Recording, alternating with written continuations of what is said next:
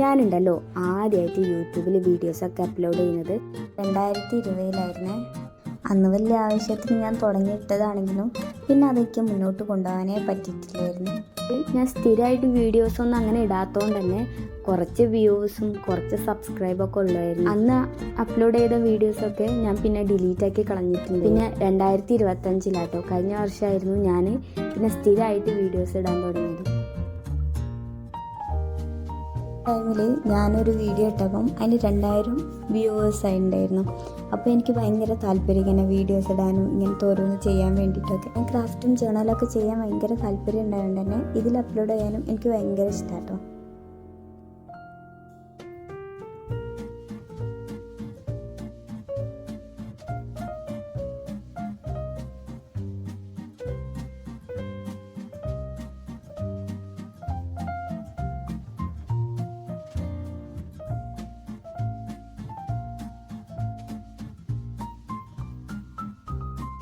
ചാനലുണ്ടല്ലോ എനിക്ക് 100 സബ്സ്ക്രൈബ് ആയിട്ടുണ്ട്. അതൊരു ചെറുതാണെങ്കിൽ പോലും ഞാൻ അതിൽ ഭയങ്കര ഹാപ്പിയാണ്.